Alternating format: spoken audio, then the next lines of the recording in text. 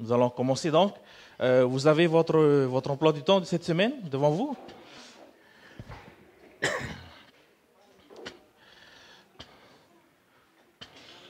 Donc la formation que nous allons suivre ensemble cette semaine, c'est la formation Mini 103 études bibliques.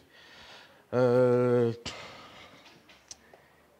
est impossible, avec le nombre que nous sommes, mais aussi avec le temps qui nous est imparti, de travailler en détail sur comment faire une étude biblique.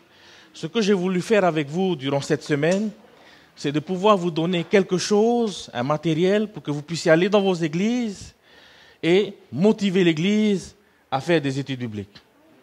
Okay? Donc, ce sera une présentation que vous pouvez prendre et aller dans vos églises et secouer l'église. OK? Donc, petite description du cours. Donc, je serai votre formateur, présentation orale avec PowerPoint, durée donc 4 heures ensemble, ce matin et chaque heure. Et vous avez vu sur l'emploi du temps, que va-t-il se passer jeudi après-midi? Mise en situation. Bon, ça ne sera pas possible de faire passer tout le monde pour donner une étude biblique, mais ce que nous allons faire, donc, c'est former des petits groupes. Et ensemble, vous allez travailler sur un sujet et vous allez choisir un orateur qui va venir présenter l'étude biblique. D'accord? Donc, mais c'est en groupe que vous allez travailler sur l'élaboration du sujet. D'accord? Les objectifs que je veux atteindre durant cette formation, il y a un concept qu'on appelle T40. Training for Trainers. C'est entraîner des entraîneurs. Donc, c'est de faire de vous des personnes qui allez partir dans l'église et équiper votre église. Deuxième objectif que je souhaite atteindre durant cette formation, et peut-être à long terme, c'est un engagement personnel à l'œuvre missionnaire. OK? La bonne nouvelle pour cette formation, il n'y a pas d'examen final. Il n'y a pas de devoir non plus. Voilà.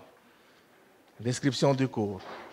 Alors, comme je vous le disais, le plan du cours, aujourd'hui, nous allons faire une petite introduction à l'étude biblique. C'est quoi l'étude biblique? Quel est l'objectif?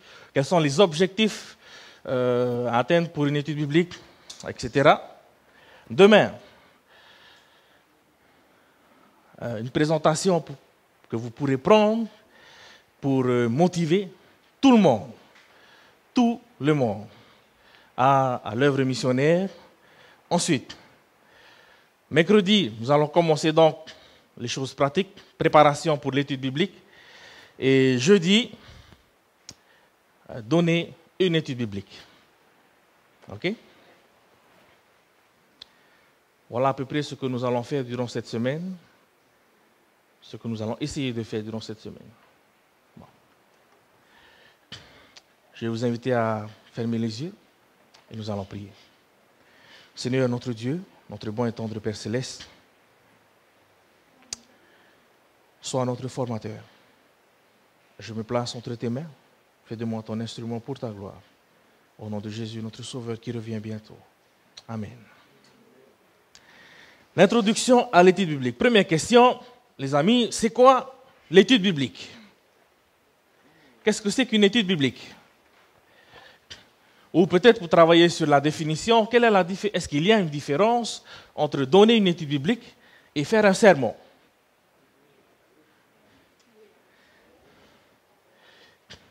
Est-ce que c'est la même chose ou est-ce que c'est différent? Quelle est la différence? Ok, le sermon, il est déjà préparé. L'étude biblique? Ok, d'accord, merci. Ok.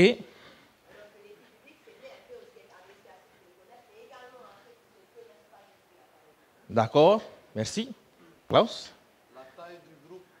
La taille du groupe. Ok, nous allons voir ça plus en détail qu'il y a un nombre idéal pour une étude biblique. Si la classe est trop grande, il est préférable Divisé. OK? OK. Un sermon, c'est monologue, mais étude biblique, c'est échange sous forme de questions et réponses.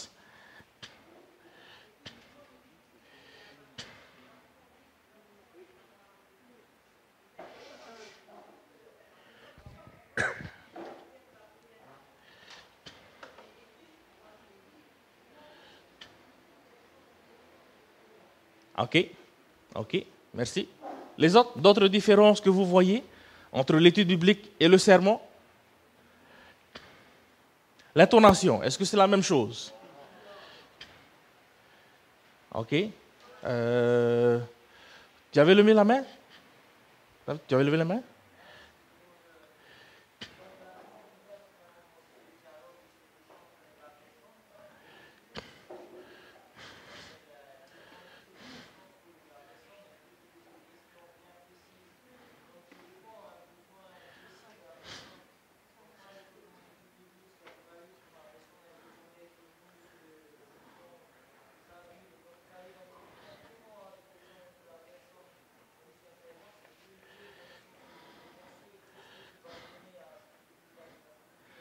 Dans le sens où tu ne sais pas si tu vas répondre aux besoins de tout le monde.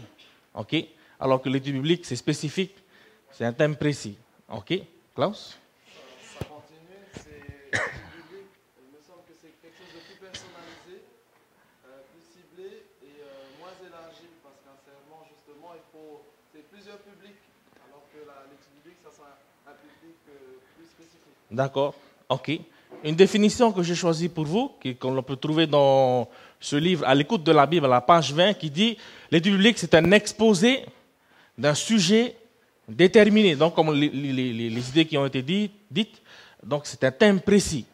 Un thème précis, examiné, basé sur la parole de Dieu, examiné Bible en main, au moyen de questions et de réponses.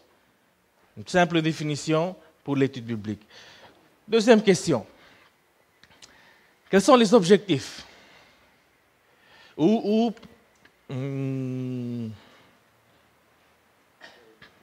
Pourquoi? Pourquoi donner une étude biblique?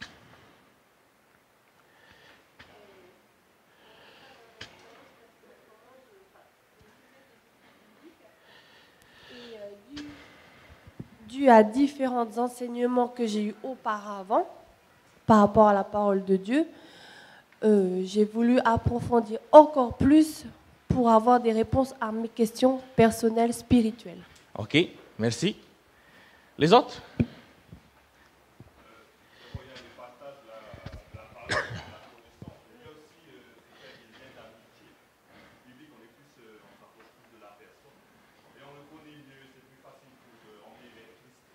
D'ailleurs, on va voir ça plus tard dans l'élaboration du thème d'études bibliques.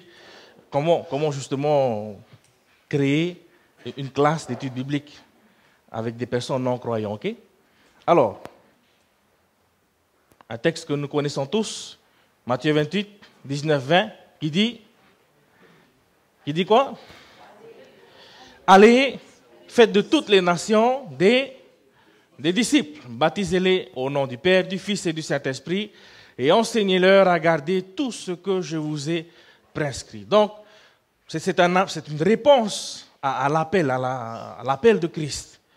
Cet appel, il n'a pas laissé seulement pour les disciples de l'époque, mais c'est pour nous aujourd'hui. Hein.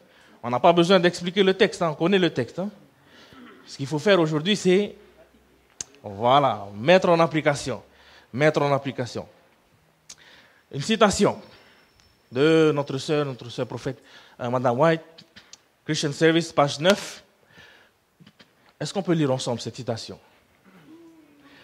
Tout véritable disciple. J'aime bien cette citation-là parce que c'est un peu ce qui revient à l'école du sabbat ce trimestre-ci. Hein?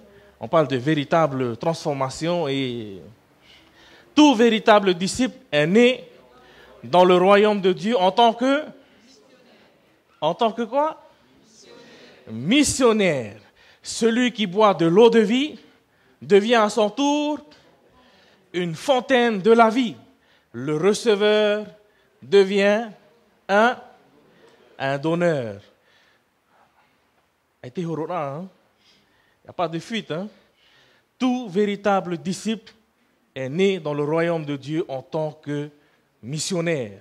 Celui qui boit de l'eau de vie devient à son tour une fontaine de la vie.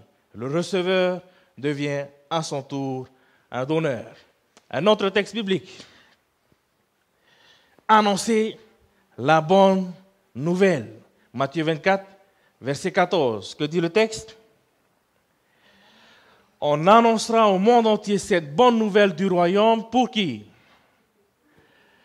Pour tous ceux qui ne connaissent pas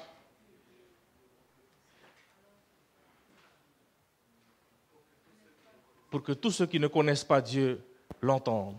Alors, ce sera la fin. Donc, nous sommes appelés à aller présenter, à aller montrer à tous ceux qui ne le savent pas encore qu'il y a un Dieu qui est là et qui a un plan pour chacun de nous et que la vie que nous vivons ici-bas sur terre, ce n'est pas là la vie.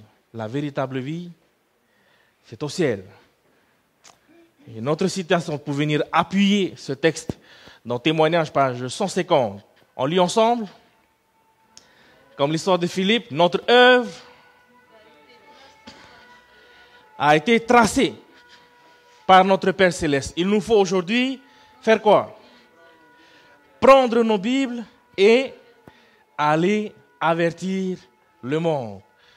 Donc, encore et encore, la parole de Dieu au travers de ses prophètes nous appelle à prendre nos Bibles et à sortir pour aller avertir le monde.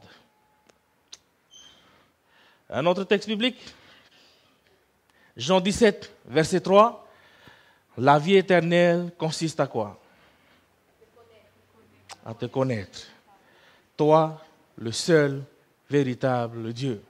Et à connaître Jésus-Christ que tu as envoyé. Donc notre objectif au travers des études bibliques, c'est d'amener les gens à la connaissance du Sauveur, du Rédempteur. OK?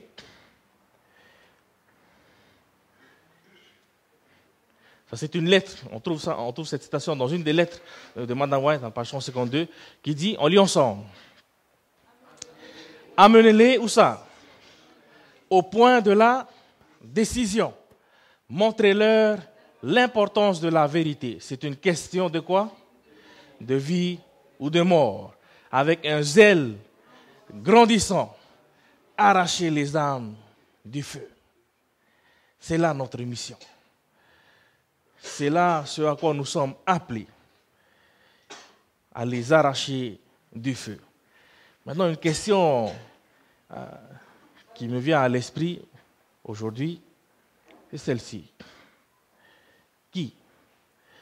Qui doit faire les études bibliques? Le pasteur? Qui va faire l'étude biblique?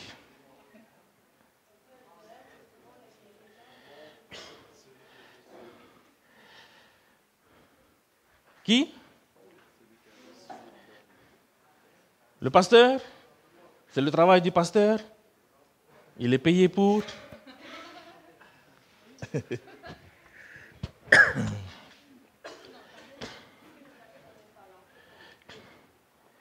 C'est le travail des anciens?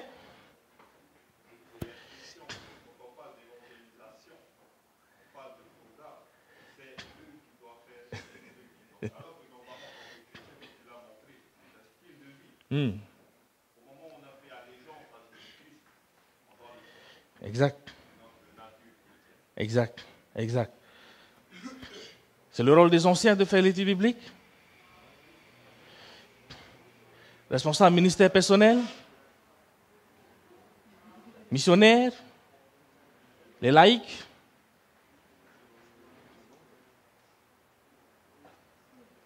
Dorina.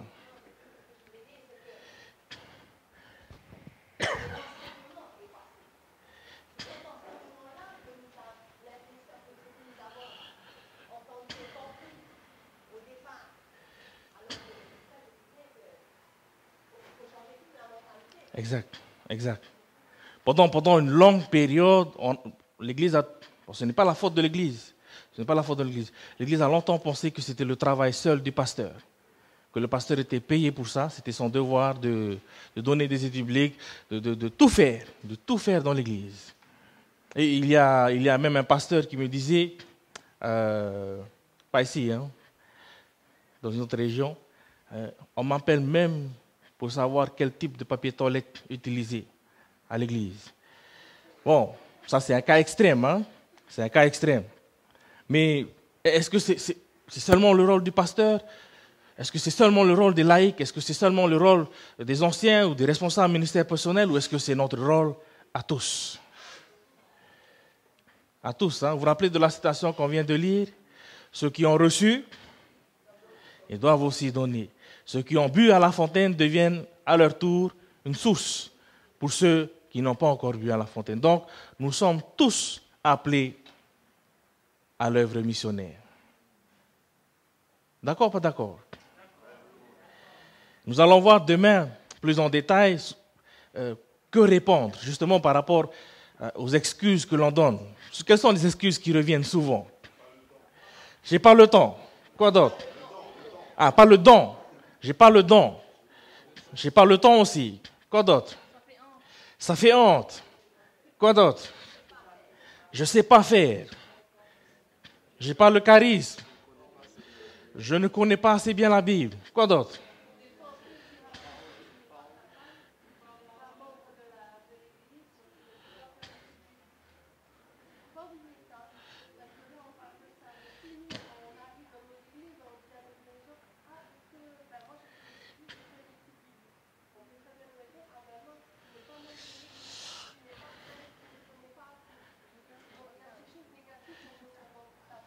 Exactement, exactement.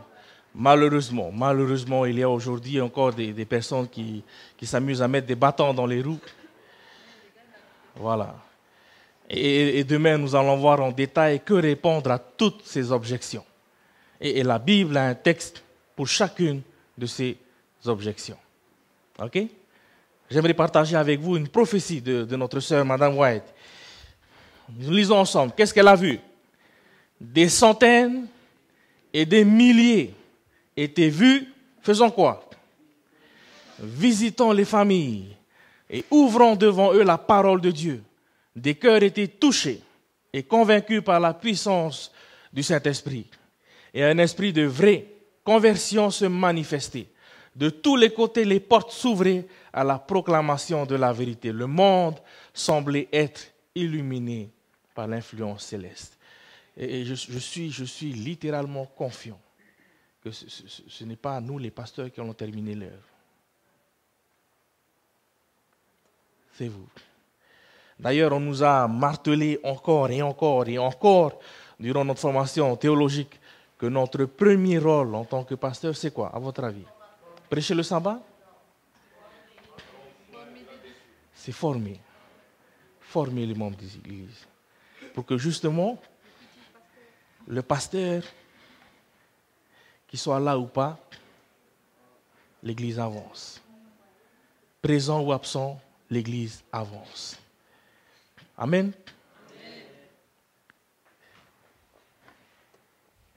Une autre citation. Je vais vous donner plusieurs citations de notre sœur Madame White, car elle va souligner dans ses écrits l'œuvre missionnaire.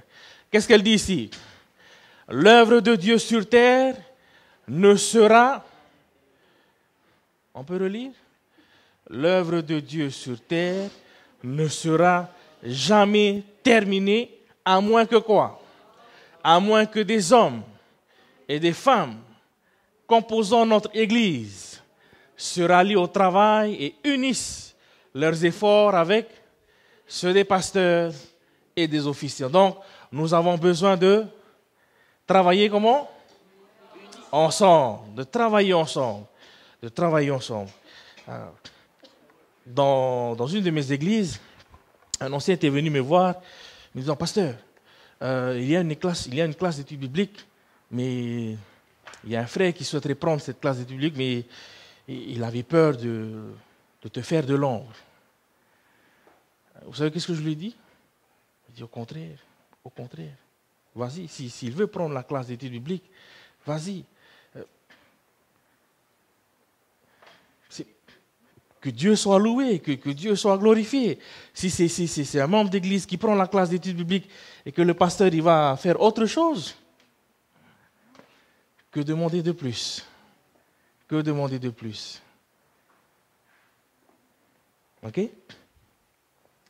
Donc, si nous résumons ce que nous avons vu depuis le début, jusqu'à présent, quelle est l'idée que vous avez retenue? Une idée. Je suis appelé à aller. Quoi d'autre? Je suis appelé à servir. Quoi d'autre? À obéir. Quoi d'autre? J'aime bien la citation. Vous vous rappelez de la citation de Madawa qui dit que nous naissons tous en tant que missionnaires. Nous naissons tous en tant que missionnaires. Je vous invite à prendre votre Bible. Et nous allons lire ensemble un texte.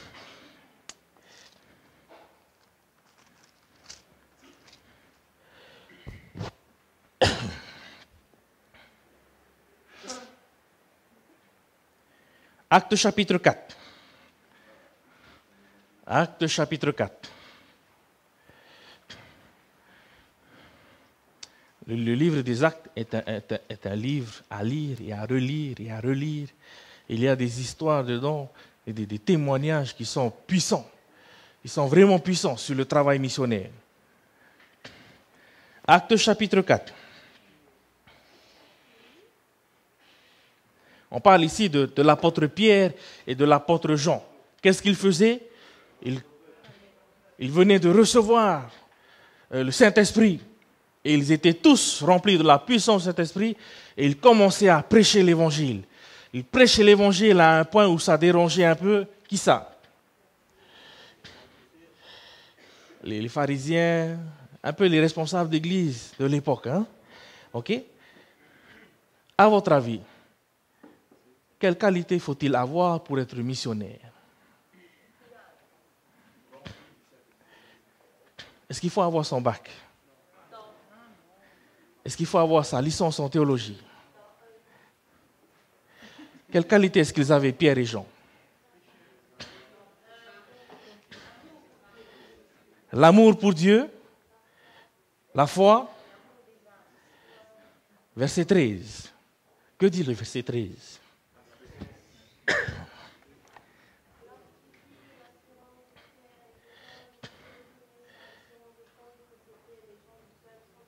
Ok, stop là. Lorsqu'ils virent l'assurance de Pierre et de Jean, ils furent étonnés. Pourquoi? C'était des personnes qui n'avaient pas d'éducation. Des personnes qui n'avaient pas d'éducation. Mais ils avaient une telle assurance que ça a étonné tous ceux qui les voyaient travailler. Mais que dit la fin du texte? Ils les reconnaissaient pour avoir été avec Jésus. Amen. Aucune éducation.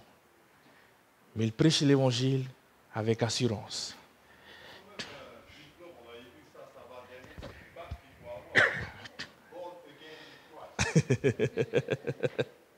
Ça, c'est le must, le bac qu'il faut absolument avoir. Hein. Renaître en Christ.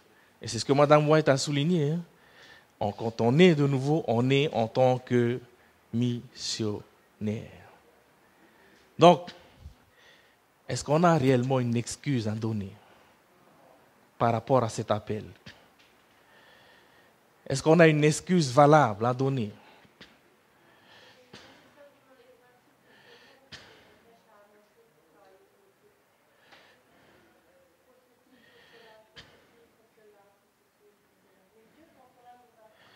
Justement, à l'époque, est-ce qu'ils avaient ça?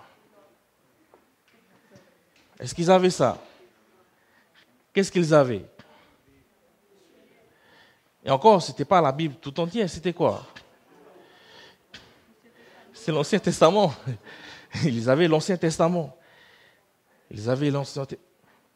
Mais ils les connaissaient, ils les reconnaissaient pour avoir été avec Jésus. Amen. Motivé?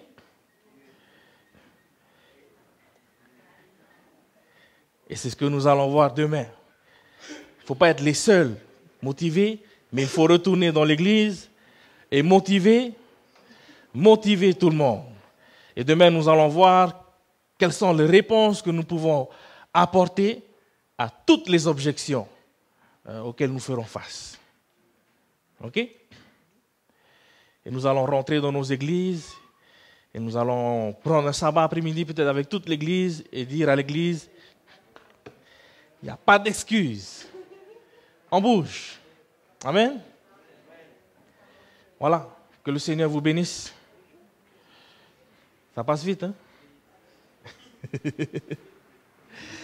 Ça passe vite.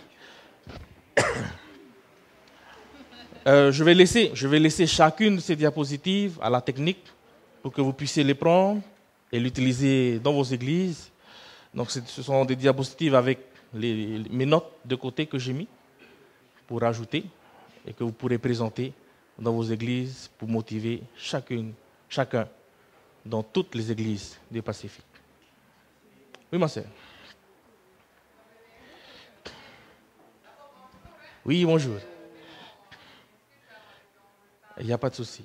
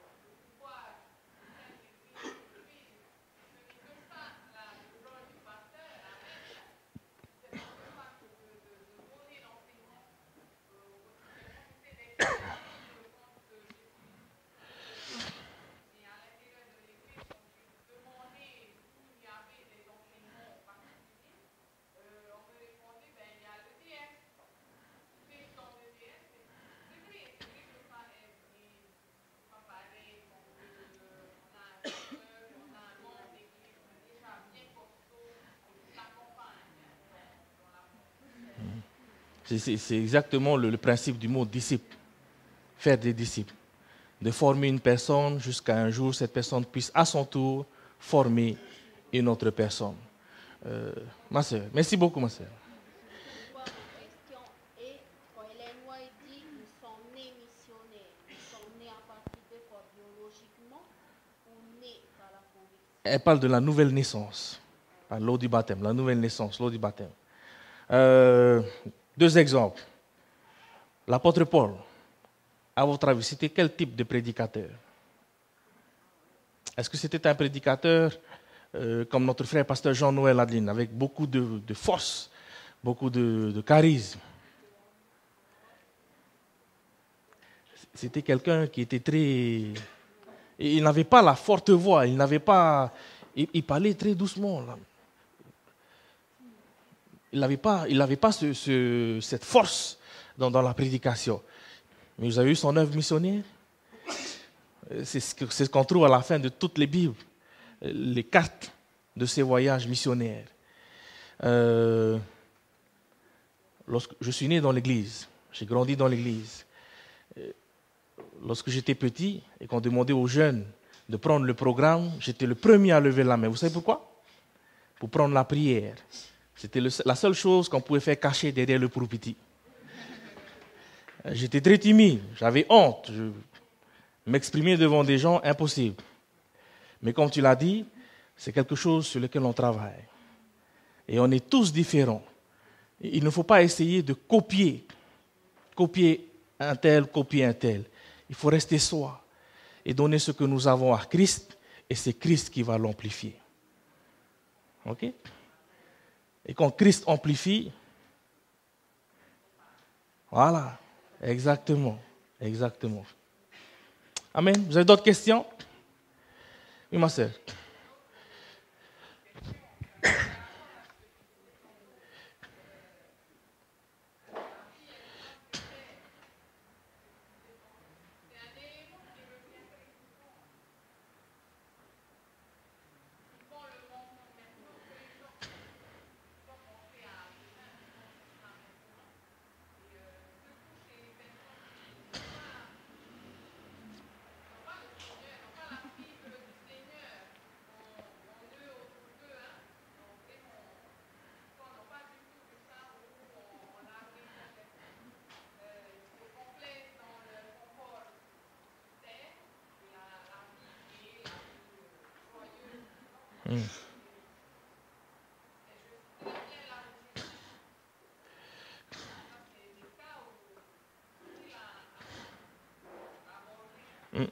Exact, exact, exact.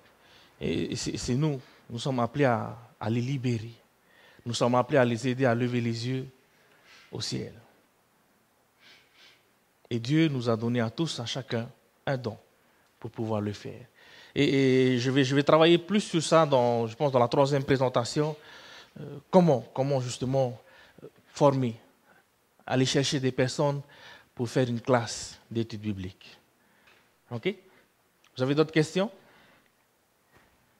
Pas d'autres questions? Sûr? À demain alors? À demain.